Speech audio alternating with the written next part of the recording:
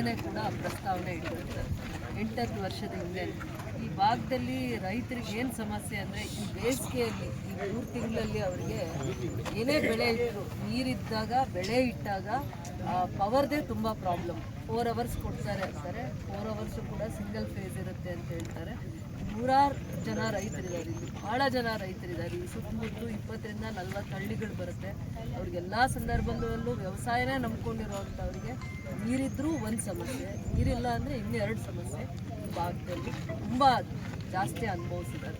ಅದಕ್ಕೆ ಏನಾದರೂ ಒಂದು ದಾರಿ ಹುಡುಕಬೇಕು ಅಂತಂದರೆ ಈ ಭಾಗಕ್ಕೆ ಒಂದು ಸಬ್ಸ್ಟೇಷನ್ ತರಬೇಕು ಅಂದಾಗ 2 ಸತಿ ಲ್ಯಾಂಡ್ ರಿಜೆಕ್ಟ್ ಆಗಿದೆ. ಜಾಗ ಸೂಟಬಲ್ ಇಲ್ಲ ಅಂತಂದ್ಬಿಟ್ಟು ರಿಜೆಕ್ಟ್ ಆಗಿರುತ್ತೆ 2 ಸತಿ. ಅದಾದಮೇಲೆ ಈ ಸಬ್ಸ್ಟೇಷನ್ ಪ್ರಾಜೆಕ್ಟ್ ಆಗ್ತಾ ಇರೋದು 1 ಎಕರೆ 24 ಗುಂಟೆ ಜಮೀನು ಸರ್ಕಾರದ ಜಾಗದಲ್ಲಿ ಆಗ್ತಾ ಇರುತ್ತೆ. ಆದರೂ ಸರ್ಕಾರ ಜಾಗದಲ್ಲಿ ಒಬ್ಬ ರೈತರು ಇರ್ತಾರೆ ಪೊಸಿಷನಲ್ಲಿ, ಅದನ್ನು ಅವರಿಗೆ ಕಾಂಪನ್ಸೇಷನ್ ಮಾಡಿ ಅವ್ರನ್ನ ಇಲ್ಲಿಂದ ಆ ಜಾಗ ಯಾವ್ದು ಸೂಟಬಲ್ ಇದೆ ಸಬ್ಸ್ಟೇಷನ್ಗೆ ಅದನ್ನು ನಾವು ಆ ರೈತರಿಂದ ರಿಕ್ವೆಸ್ಟ್ ಮಾಡಿ ತೊಗೊತೀವಿ. ಈ ಪ್ರಾಜೆಕ್ಟು 1 ವರ್ಷದೊಳಗಡೆ ಆಗಬೇಕು ಅಂತಂದ್ಬಿಟ್ಟು ನಾವು ಪ್ರಯತ್ನ ಮಾಡ್ತೀವಿ. ಈಗಾಗಲೇ ಕಾಂಪೌಂಡ್ ಎಲ್ಲ ನೀವು ನೋಡ್ತಾ ಇದ್ದಾರೆ, ಕಾಂಪೌಂಡ್ ಭಾಗದ ಕೆಲಸ ಆಗಿದೆ. ಏನಿದ್ರು ಸ್ಟೇಷನ್ ಪಾರ್ಟ್ ಏನಿದೆ ಅದು ಮಾಡಬೇಕು. ಮತ್ತು ನಮಗೆ ಕ್ಯಾಸಂಬಳ್ಳಿಯಿಂದ ಇಲ್ಲಿಗೆ 10 ಕಿಲೋಮೀಟರ್ಸ್ ಬರುತ್ತೆ ಮತ್ತು ಟವರ್ ಲೈನ್ ಬರಬೇಕಾಗುತ್ತೆ. ಒಂದು ಆ ಪಾಲಾರ್ ಬೇಸಿನ್ ಲೈನಲ್ಲಿ ಬರುತ್ತೆ, ಮಿಕ್ಕಿದ್ದು ಇನ್ನು ಸ್ವಲ್ಪ ರೈತರ ಜಮೀನಲ್ಲಿ ಬರುತ್ತೆ. ಟವರ್ಸ್ ಇದಕ್ಕೆ ಮತ್ತು ಇದಕ್ಕೆ ಕನೆಕ್ಟ್ ಮಾಡೋದಕ್ಕೆ ಟವರ್ಸ್ದು ಇವ್ರದ್ದೊಂದು ಪ್ಲ್ಯಾನಿಂಗ್ ಇರುತ್ತೆ ಅದು. ಸೊ ಅದ್ರದ್ದು ಎಲ್ಲನೂ ಕಂಪ್ಲೀಟ್ ಎಲ್ಲ ವಿಚಾರವಾಗಿ ಚರ್ಚೆ ಮತ್ತು ಪ್ರಾಜೆಕ್ಟು ಇಂಪ್ಲಿಮೆಂಟ್ ಸ್ಟೇಜ್ಗೆ ಬಂದಾಗಿದೆ. ಇನ್ನೊಂದು 6 ತಿಂಗಳಲ್ಲಿ ಅದನ್ನು ಎಕ್ಸಿಕ್ಯೂಟ್ ಮಾಡೋದಿರುತ್ತೆ, ಅಂದರೆ ರೈತರಿಗೆ ಬಳಕೆಗೆ ಉಪಯೋಗ ಮಾಡುವಂತಿರುತ್ತೆ. ಇವತ್ತು ಇಲ್ಲಿ ಸಬ್ಸ್ಟೇಷನ್ ಮಾಡ್ತಾ ಇರೋದ್ರಿಂದ 10 ವರ್ಷಗಳ ಕಾಲ ಈ ಭಾಗದ ರೈತರಿಗೆ ಈ ಥರ ಪವರ್ ಶಾರ್ಟೇಜ್ದು ಪ್ರಾಬ್ಲಮ್ ಬರಲ್ಲ. ಮತ್ತು 10-15 ವರ್ಷದ್ದು ದೂರದೃಷ್ಟಿ ಇಟ್ಕೊಂಡಿದೆ. ಈ ಭಾಗಕ್ಕೆ ಯಾವುದಾದ್ರೂ ಒಂದು ಹೆವಿ ಇಂಡಸ್ಟ್ರೀಸ್ ಬರೋವರೆಗೂ ಮತ್ತು ಇದಕ್ಕೆ ಪರ್ಯಾಯವಾಗಿ ಇನ್ನೊಂದೇನು ಮಾಡೋ ಅವಶ್ಯಕತೆಯೇ ಇರಲ್ಲ. ಇವತ್ತು ನಾವು ಮಾಡ್ತಾ ಇರೋದು ಸಬ್ಸ್ಟೇಷನು ರೈತರಿಗೆ 30-40 ಹಳ್ಳಿಗೆ ಅನುಕೂಲ ಆಗುವಷ್ಟು ಕೆಪಾಸಿಟಿ ಇದಕ್ಕಿರುತ್ತೆ.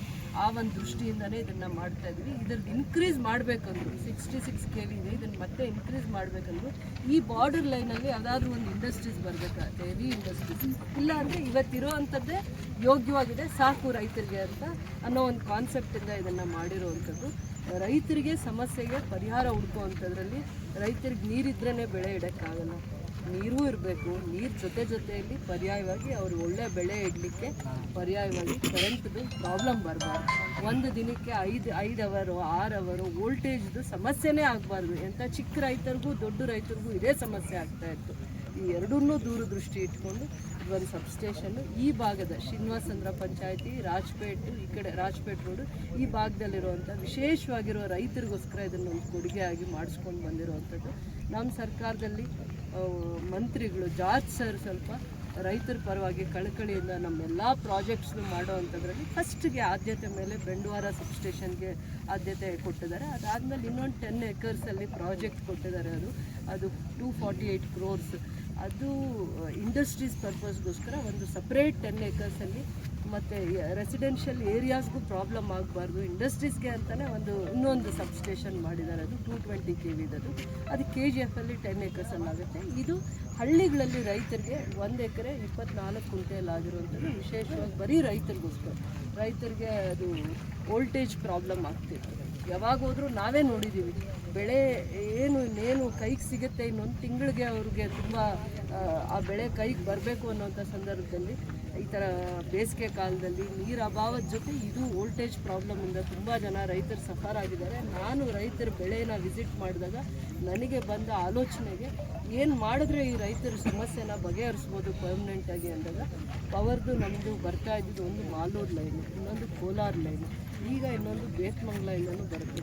ಇಷ್ಟೆಲ್ಲ ಆಗಿ ಕೂಡ ನಮಗೆ ವೋಲ್ಟೇಜ್ ಪ್ರಾಬ್ಲಮ್ ಇಷ್ಟೆಲ್ಲ. ಅದಕ್ಕೆ KGFಗೆ ಗ್ರಾಮೀಣ ಭಾಗದಲ್ಲಿ ವಿಶೇಷವಾಗಿ ಬೆಂಡವಾರದಲ್ಲಿ ವಿಶೇಷವಾಗಿ ರೈತರಿಗೆ ಅಂತಲೇ ಒಂದು ಸಬ್ಸ್ಟೇಷನ್ನ 40 ಹಳ್ಳಿಗಳಿಗೆ ಇದನ್ನು ಜವಾಬ್ದಾರಿ ತಗೊಳ್ಬೋದು. ಇದು ಒಂದು ಸ್ಟೇಷನ್ ಲಿಮಿಟ್ಸು 30-40 ಹಳ್ಳಿಗೆ ಪವರ್ಗೆ ಏನೇ ವೋಲ್ಟೇಜ್ ಪ್ರಾಬ್ಲಮ್ ಮಾಡಿದ್ರೆ ಮೇಂಟೈನ್ ಮಾಡೋಕ್ಕಾಗುತ್ತೆ. ಸೊ ಅವನ್ನ ಕಾಂಟ್ರಾಕ್ಟ್ ಮಾಡೋ ಅಂಥವರು ಬಂದಿದ್ದಾರೆ, 2 ಕಾಂಟ್ರಾಕ್ಟರ್ಸ್ ಇದ್ದಾರೆ, ಶ್ರೀನಿವಾಸ್ ಅಂತ. ಅವರೊಂದು 5 ತಿಂಗಳು 6 ತಿಂಗಳಲ್ಲಿ ಇದು ಪ್ರಾಜೆಕ್ಟ್ ಕಂಪ್ಲೀಟ್ ಮಾಡಿ ಹ್ಯಾಂಡ್ ಓವರ್ ಮಾಡ್ತೀವಿ ಡಿಪಾರ್ಟ್ಮೆಂಟ್ಗೆ ಅಂತ ಬಂದಿದ್ದಾರೆ. ಪ್ರಾಜೆಕ್ಟ್ ವಿಸಿಟ್ ಮಾಡೋಕ್ಕೆ ಬಂದಿದ್ವಿ. ಇನ್ನೊಂದು ಸ್ಟೇಜು 10 ಕಿಲೋಮೀಟರ್ಸಲ್ಲಿ ಟವರ್ಸ್ ಬರೋ ಅಂಥದ್ದು ಇರುತ್ತೆ. ಅದು ಡಿ ಸಿ ಹಂತದಲ್ಲಿ ಒಂದು ಚಿಕ್ಕ ಕ್ಲಾರಿಫಿಕೇಷನ್ಸ್ ಕೇಳ್ತಾ ಇದ್ದಾರೆ DDLR ಹತ್ರ. ಅದನ್ನು ನಾನು ನೆಕ್ಸ್ಟ್ ವಾರದಲ್ಲಿ ಕೂತ್ಕೊಂಡು ಇವ್ರದ್ದು ಏನೇ ಇದ್ದರೂ ಕೂಡ ಆ ಸಮಸ್ಯೆಗಳನ್ನ ಬಗೆಹರಿಸ್ತೀನಿ. ಇದು ರೈತರ ಹಿತದೃಷ್ಟಿಯಿಂದ ಮಾಡಿರುವಂಥ ಒಂದು ಸಂಕಲ್ಪ. ಅದಕ್ಕೆ ಯಾವುದೇ ಒಂದು ವಿಘ್ನ ಆತಂಕ ಬರದೇ ಇರೋಗಿ ಇದನ್ನು ಬಗೆಹರಿಸ್ಕೊಂಡು ಹೋಗ್ತೀವಿ.